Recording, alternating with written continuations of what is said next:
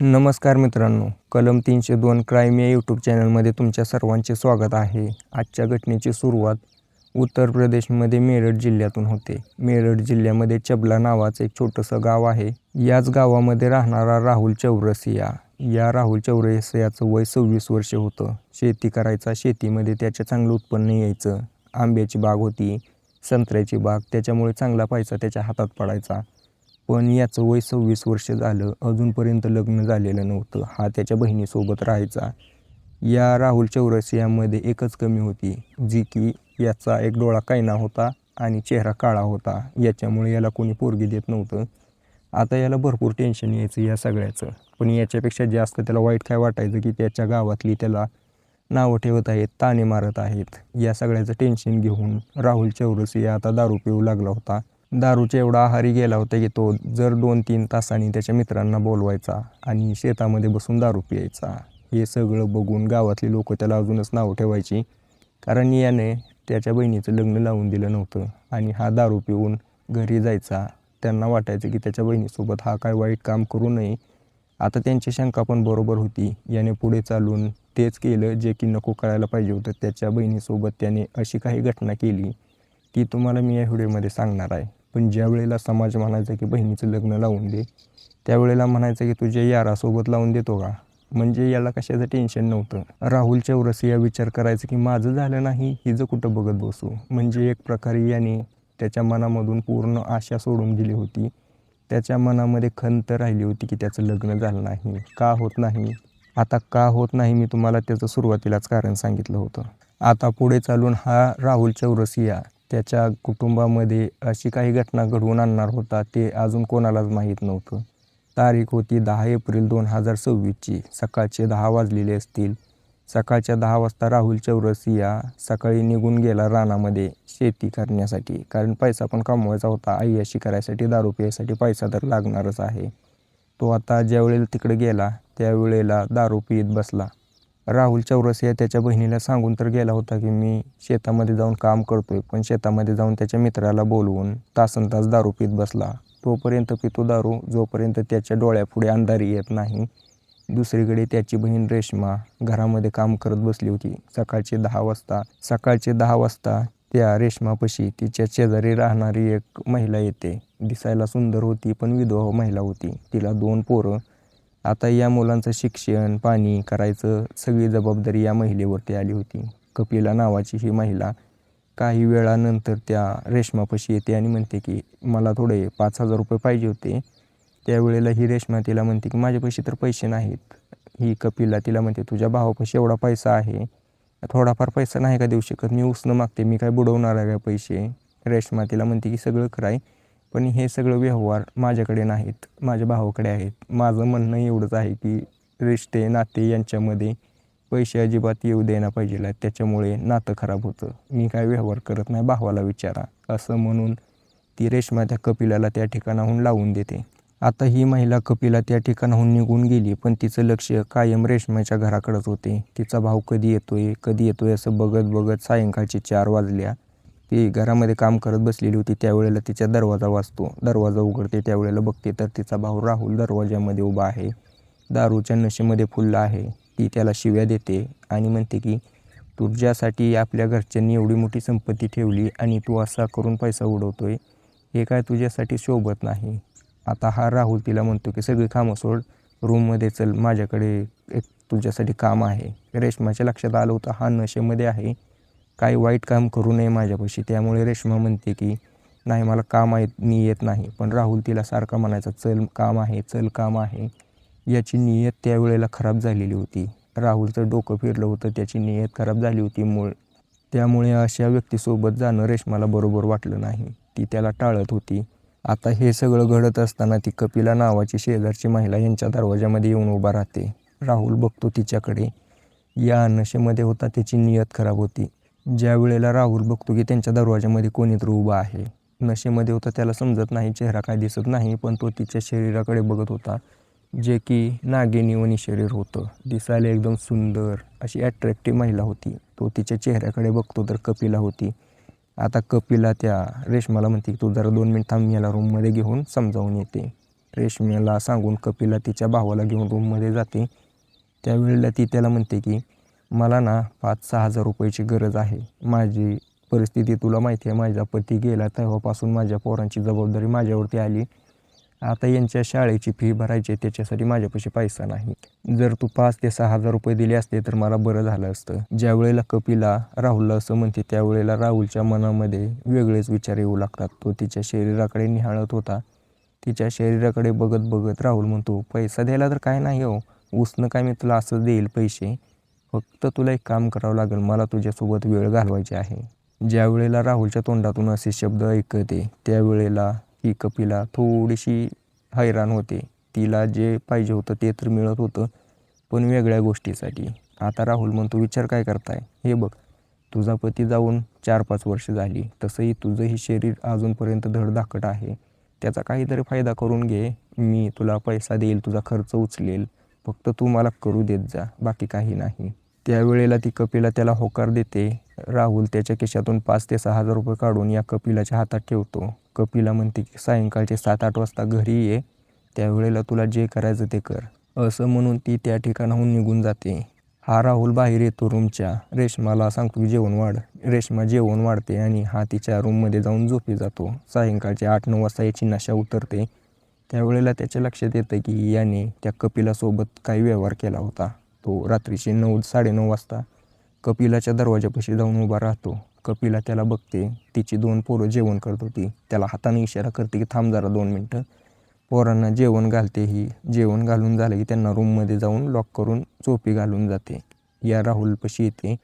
याच्या हाताला धरून दुसऱ्या रूममध्ये घेऊन जाते. दुसऱ्या रूममध्ये गेल्यानंतर राहुल म्हणतो की आपलं बोलणं झालं होतं, पण माझं असं म्हणणं आहे की मला तुझ्यासोबत रात्रभर करायचं आहे. मी अजूनपर्यंत कोणासोबत केलं नाही. मला चांगला अनुभव घ्यायचा आहे, त्यामुळे याच्यासाठी मी तुझ्यासोबत रात्रभर करणार आहे. कपिला म्हणते काही अडचण नाही, पण तुला मला अजून पैसे द्यावे लागतील.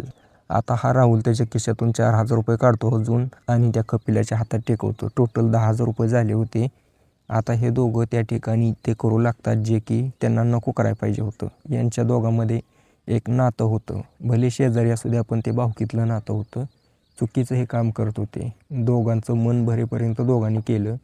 राहुल खुश झाला. सकाळी उठून त्याच्या घरी निघून गेला. ज्या वेळेला राहुलचं मन भरतं त्यावेळेला राहुल उठतो आणि या कपिलाला म्हणतो, आता मला ज्या वेळेला पण गरज पडेल किंवा मला वाटेल त्यावेळेला मी तुझ्यापाशी येत जाईल. कपिला खुश होते. कपिलाला पण हेच पाहिजे होतं, कारण तिला माहिती होतं की याच्यापाशी पैसा भरपूर आहे. याच्याकडे जमीन आहे, कष्ट करेल हा आणि खर्च उचलेल माझा. माझी मेहनत कमी झाली, याच्या बदल्यात त्याला द्यायचंच काय आहे. जे की ती तिच्या पतीला देत होती तेच ह्याला द्यायचं आहे. तसंही दोघांचीही यामध्ये फायदा होता. राहुलला जे पाहिजे ते मिळत होतं, हिला पैसा मिळत होता, वरून शरीर सुख भेटत होतं. आता हे सगळं बोलणं करून राहुल त्या ठिकाणाहून निघून त्याच्या घरी जातो. आता या दोघांमध्ये हा सिलसिला असा चालू झाला होता की ज्या वेळेला पण राहुलचं मन करेल त्यावेळेला हा राहुल दारू पिऊन तिच्या घरी जायचा. हे दोघं संबंध बनवायचे. राहुल तिला पैसे द्यायचा आणि तिच्या घरून निघून जायचा. असा सिलसिला त्यांचा आता हा कंटिन्यू चालू होता. 20 एप्रिल 2026ची ती तारीख होती. सकाळचे 10 वाजलेले असतील. सकाळच्या 10 वाजता हा राहुल त्याच्या बहिणीला म्हणतो की माझ्यासाठी जेवण बनव, मी थोडा आलोच बाहेरून, 1-1.5 तासानंतर येतो असं सांगून तो निघतो. घराच्या बाहेर गेल्यानंतर काही अंतरावरती सचिन नावाचा दोस्त भेटतो. सचिनला माहिती होतं की या राहुलपाशी पैसा तर आहे, स्वतःपाशी पैसा भरपूर ठेवतो. त्यामुळे त्याच्या मनामध्ये विचार येतो की आज याच्याकडून थोडेफार पैसे घ्यावे. असा विचार करून सचिन राहुलपाशी जाऊन म्हणतो की मला थोड्या पैशाची गरज आहे. राहुल त्याला होकार देतो, म्हणतो की तुझ्यासाठी पैसे नाहीत असं नाहीच, तो आपला भाव आहे असं म्हणतो. पण त्याच्या आधी म्हणतो की चल माझ्या रानामध्ये ना एक बॉक्स ठेवलेला, त्याच्यामध्ये भरपूर दारू आहे, थोडी घेऊ दोघंजण बसून. दोघं तयार होतेत, राहुलच्या रानामध्ये जातात. राहुलनं बॉक्स ठेवलेला होता, तो बॉक्स काढतो. बॉक्समध्ये बाटल्या भरलेल्या होत्या. आता या सचिनला तेच पाहिजे होतं. हा सचिन त्या ठिकाणी बसून त्या राहुलसोबत दारू पितो. राहुल आणि हा सचिन गळ्याला येईपर्यंत दारू पितात. सकाळचे 11-12 वाजता घरी येतो म्हणून सांगून गेलेला हा राहुल अजूनपर्यंत घरी आलेला नव्हता. सायंकाळचे 7 वाजले तरी घरी आलेला नाही. त्यामुळे ही रेश्मा टेन्शनमध्ये येते. सकाळी जेवण बनवून ठेवलं होतं तसं ते वाया गेलं. आता ज्या वेळेला सायंकाळचे 7 वाजता अंधार पडायला लागला त्यावेळेला राहुलच्या लक्षात यायला लागलं की आज उशीर झाला. त्यावेळेला सचिनला म्हणतो की आपल्याला घरी जायला पाहिजे. सचिन म्हणतो ठीक आहे जाऊ घरी, मी तुला गाडीवरती सोडतो, तसंही तू जास्त नशेमध्ये आहे. हा सचिन राहुलला गाडीवरती बसवतो आणि त्याच्या घरापुढे नेऊन सोडून देतो. घरापुढे सोडल्यानंतर तो सचिन त्या ठिकाणाहून निघून जातो. थोड्या वेळानंतर तो त्याला बोलवणार होता, पण त्याच्या अगोदर हा राहुल त्याच्या घरामध्ये जातो. तो त्याच्या बहिणीला बघतो की ती जेवण बनवत आहे. तो रेश्माला म्हणतो की रूममध्ये थोडं तुझ्याशी बोलायचं आहे. रेश्मा म्हणते मी नाही येत, तसंही माझी आज तब्येत खराब आहे. राहुल म्हणतो मग गोळ्या औषधं घे ना. ती रेश्मा त्याला म्हणते तुला काय घेणं देणं आहे, मला काही जरी झालं तर तुला काय फरक पडत नाही. तू काय विचारतो, आपलं तू जेवण कर आणि तू तुझ्या जाऊन खोलीमध्ये झोपून दे. माझं नको टेन्शन घेऊ, माझं जसं होईल तसं होईल. डोळ्यामध्ये पाणी येऊन असं बोलू लागते. त्यावेळेला या राहुलला कपिलाची आठवण येऊ लागते. तो विचार करतो की मला कपिलापाशी जायला पाहिजे. असा विचार करून तो त्याच्या रूममधून बाहेर पडतो. रस्त्यावरती येऊन मोबाईल काढतो. मोबाईल काढून त्या सचिनला कॉल करतो. राहुल म्हणतो की त्याला मला अजून दारू प्यायची इच्छा झाली, मला कोणीतरी जोडीदार पाहिजे होतं, त्यामुळे मी बोलवले. सचिन त्याला म्हणतो ठीक आहे चालेल, काही अडचण नाही, चल दारू प्यायला जाऊ. आता हे दोघं दारूच्या ठेक्यावरती जातात गाडीवरती बसून. त्या ठिकाणी जाऊन दोघंही नशा करू लागतात. नशा एवढी करतात की आता दोघांना कसलंही भान राहिलं नाही. आता नशा करत असताना हा राहुल त्याच्या मनातली सगळ्या गोष्टी बोलू लागतो. सचिनला सांगू लागतो की माझ्या शेजारी एक कपिला नावाची महिला आहे. एक दिवशी पैसे मागायला आली होती, त्याचा फायदा घेऊन मी तिच्यासोबत काही वेळ घालवला. आता मी तिच्यासोबत कायम मजा करत असतो. सचिन ऐकून आनंदी होत असतो फक्त. त्यावेळेला सचिन त्याला म्हणतो की अरे तू एकटाच मजा करतोय, आम्ही काय. राहुल म्हणतो तू पण चल ना. ते दोघं त्या ठिकाणून उठतात आणि या कपिलाच्या घरापुढे जाऊन उभा राहतात. दरवाजा वाजवतात. कपिला बघते. त्यावेळेला तो राहुल आहे. राहुलला बघून ती दरवाजा उघडून आत घेते. त्या दोघांना बघते, हैराण होते. त्यावेळेला हा राहुल म्हणतो की हा माझा दोस्त आहे, तर आमच्या दोघाला तुझ्यासोबत वेळ घालवायचा आहे. कपिला म्हणते ठीक आहे, पण काय अडचण नाही, याला याचे सेपरेट पैसे द्यावे लागतील. राहुल म्हणला पैशाचं टेन्शन घेऊ नको, मी असताना तुला कधी पैशाची अडचण आली का? नाही ना, मग तू टेन्शन घेऊ नको, तू फक्त आमच्या दोघांना पण दे. या तिघांमध्ये हे बोलणं झाल्यानंतर ती कपिला या दोघांना रूममध्ये बोलवते आणि या तिघांच्या मर्जीनं ते सगळं करतात जे की त्यांना नको करायला पाहिजे होतं. सकाळचे 3 वाजलेले असतील. रात्री या दोघांनी त्या कपिलाला चांगल्या प्रकारे रगडून काढलं होतं. त्यामुळे कपिलाचं शरीर आता पूर्णपणे तुटून गेलं होतं. कपिला तशीच बेडवरती पडलेली होती. त्यावेळेला यांनी तिच्या हातात काही पैसे टेकवले आणि तिथून निघून गेले. सचिनला त्याच्या घराकडे लावून हा राहुल त्याच्या घरी येतो. त्यावेळेला रात्रीचे 4 वाजलेले असतील. दरवाजा वाजवतो. रेश्मा झोपेत होती. हा दरवाजा वाजवतच राहतो. रेश्मा बाहेर येऊन दरवाजा उघडून बघते, त्याचा भाव आहे. रूममध्ये घेते. त्यावेळेला त्याच्या चेहऱ्याकडे बघून, त्याची नियत बघून तिला घाबरायला होतं. तिला लक्षात आलं होतं की हा आधी दारू पित होता, पण आता शेजारच्या बाईच्या नादी लागलाय. याची नियत काय चांगली नाही. एका दिवशी हा दारूच्या नशेमध्ये माझ्यासोबत काहीतरी करेल. त्यामुळे ही तिच्या मावशीला कॉल लावते, जी की तिच्यापासून 4 ते 5 तासाच्या अंतरावरती राहत होते. ती तिला सांगत नाही की असं असं आहे, पण ती म्हणते की माझी तब्येत खराब आहे, तू 10-15 दिवसासाठी माझ्याकडे येते का? तिची सख्खी मावशी होती. त्यामुळे ती मावशी म्हणते हो, काही अडचण नाही, मी तुझ्यापाशी येते, उद्याच निघायला लागते तुझ्याकडे यायला. तिची मावशी असं म्हणून फोन ठेवते. फोन ठेवल्यानंतर रेश्मा विचार करायला लागते की चला आता मावशी आली सोबतीला, माझ्या काही दिवसासाठी माझं टेन्शन गेलं. पण या रेश्माला माहिती नव्हती की तिच्यासोबत आणि तिच्या मावशीसोबत भविष्यात चालून तिचा भाव असा काही कांड करणार आहे, जे की यांच्या नात्याला कलंकित करेल. 28 एप्रिल 2026चा तो दिवस होता. सकाळचे 10 वाजता दिव्या नावाची तिची मावशी सकाळी घरून निघते आणि ही रेश्माला कॉल करते की आज मी यायला लागले, तर तू काय काळजी करू नको. रेश्माला असा कॉल आल्यानंतर तिच्या जीवात जीव येतो. सकाळी निघलेली ही तिची मावशी 4 ते 5 तासाचा प्रवास करून रेश्मापाशी पोहोचते. ज्या वेळेला रेश्मा तिच्या मावशी दिव्याला बघते, त्यावेळेला ती आनंदी होते. दोघे आता जेवण वगैरे करतात आणि निवांत बसतात. तसंही काही काम नव्हतं दोघींना. दुसरीकडे तो राहुल रानामध्ये गेलेला होता. रानामधलं काम उरकून ठेक्यावरती गेला, दारू पिला फुल नशेमध्ये असताना तो घरी आला. त्याने दरवाजा वाजवला. त्या दिव्यांनी त्याच्या मावशीने दरवाजा उघडला. त्यावेळेला त्याची नजर पहिल्यांदा तिच्या शरीराकडे गेली. तिचं शरीर ते बघून त्याच्या मनामध्ये इच्छा जागृत झाली. त्याने चेहरा बघितला, थोडासा धुंदळा दिसत होता नशेमध्ये. त्याने नीट बघितलं तर त्याची मावशी आहे. मावशीला बघून हा राहुल आश्चर्यचकित होतो आणि म्हणतो, कसं काय आला हो तुम्ही? त्यावेळेला त्याची मावशी म्हणते की रेश्माने बोलवलं होतं, काहीतरी काम होतं. ठीक आहे म्हणतो आणि तो त्या ठिकाणाहून निघून त्याच्या रूममध्ये जातो. 2 मे 2026 तो दिवस होता. सकाळचे 10 वाजलेले असतील. आता 10 वाजता राहुल उठतो आणि सचिनला कॉल करतो. सचिन खुश होतो कारण त्यालाही आयते ₹10 भेटत होती. याचा फोन आला की पैसा भेटत होता. सचिन त्याला म्हणतो की रानामध्ये तुझ्यापाशी काम आहे. राहुल पटकन तयार होऊन सचिनने बोलवलेल्या ठिकाणी जातात. दोघं दारू पीत बसतात. दारू पिऊन या दोघांना एवढी नशा झाली होती. त्यावेळेला राहुल त्याला म्हणतो की अरे तुझ्याकडे काम होतं. ज्यावेळेला राहुल सचिनला असं म्हणतो त्यावेळेला राहुलला सचिन म्हणतो की बोल ना, काय काम आहे मला सांग, तर तू तुझ्यासाठी काही करायला तयार आहे. तो म्हणतो आपल्याला ना एक झोपेची गोळी किंवा नशेचं औषध भेटेल का तुझ्याकडे?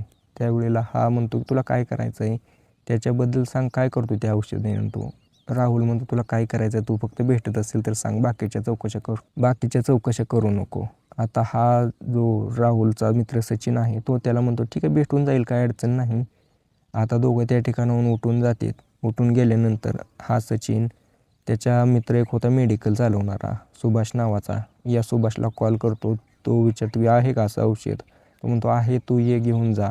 आता सचिन त्याच्या मित्रापाशी जातो. सुभाषपाशी जाऊन एक गुंगीचं औषध घेतो आणि येऊन या राहुलला देतो. राहुल घरी पोहोचतो. घरी पोहोचल्यानंतर त्याच्या मावशीला म्हणतो की माझ्यासाठी जेवण तयार कर, तोपर्यंत मी आंघोळ करतो. त्याची मावशी त्याच्यासाठी जेवण करायला लागते तयार. भाजी बनवली, भाकर बनवली. पण काही वेळानंतर राहुल म्हणतो की मला नाही जेवायचं, पाणी घेऊन ये माझ्यासाठी. किचनमध्ये गेली त्याची मावशी पाणी घेण्यासाठी. त्यावेळेला याने भाजीमध्ये औषध टाकून दिलं. या राहुलने जसं औषध टाकलं तो तसा रूममध्ये जाऊन झोपला. त्यावेळेला त्याची बहीण आणि त्याची मावशी आता दोघी जेवण करायला लागल्या होत्या. दोघी जेवण करत असताना आपलं बोलणं चालणं चालू होतं, भविष्याबद्दल चर्चा करत होते. पण जसं यांचं निम्मं जेवण झालं तसं यांच्या या दोघींच्या डोळ्यापुढे अंधारी येऊ लागली. या दोघींना काही समजत नव्हतं. त्यांना झोप लागायला होती कडकडून. त्यामुळे या दोघी उठल्या आणि रूममध्ये जाऊन झोपी गेल्या. काही वेळानंतर राहुल त्या ठिकाणी पोहोचतो. त्याच्या मावशीला उचलतो आणि याच्या रूममध्ये घेऊन जातो. रूममध्ये घेऊन गेल्यानंतर याच्या मावशीची सुंदरता बघून याची पूर्ण नियत खराब झाली होती. आता तिच्यासोबत ते काम करू लागतो जे की नको करायला पाहिजे होतं. नाते कलंकित करणारी घटना घडवतो त्या ठिकाणी आणि तोपर्यंत करतो जोपर्यंत याचं मन भरत नाही. राहुल हे सगळं करून मन भरल्यानंतर उठून दुसऱ्या रूममध्ये जाऊन झोपतो. सकाळचे 7 वाजलेले होते. 7 वाजता ही जी त्याची मावशी दिव्या आहे उठून बघते, दुसऱ्या रूममध्ये पडलेली आहे आणि हिच्या शरीरावरती एक पण कापड नाही. तिची ती जागा दुखत आहे. त्यावेळेला तिच्या पूर्ण गोष्टी लक्षात आली. उठते आणि रेश्मापाशी जाते. रेश्माला घडलेली घटना पूर्ण सांगते. रेश्माला राग येतो. ती एक किचनमध्ये जाऊन एक चाकू काढते. किचनमध्ये चाकू घेऊन तिच्या भावाच्या रूममध्ये जाते. तो अजूनपर्यंत नशेमध्ये झोपलेला होता. तो तिच्या छातीमध्ये उतरते. राहुल त्या ठिकाणी तडफडू लागतो. तडफडताना बघून त्याची मावशी दिव्या तिच्या हातातून चाकू घेते आणि याचे गुप्तांग कापते. आता हे गुप्तांग कापल्यानंतर राहुलने त्या ठिकाणी त्याचे प्राण सोडले. आता या दोघींनी तर यांचा बदला घेतला होता. पण पुढे चालून ही रेश्मा म्हणते की आपण सापडवलंच, याच्यापेक्षा आपण दोघी जाऊन पोलिसांमध्ये हजर होऊ, थोडीफार शिक्षा तर कमी होईल. या नराधमाला संपवल्याची दोघींच्या चेहऱ्यावरती कसलीही खंत नव्हती. वाईट काम केले असं वाटत नव्हतं. पोलीस स्टेशनमध्ये गेले. त्या ठिकाणी कार्यरत असलेले सब इन्स्पेक्टर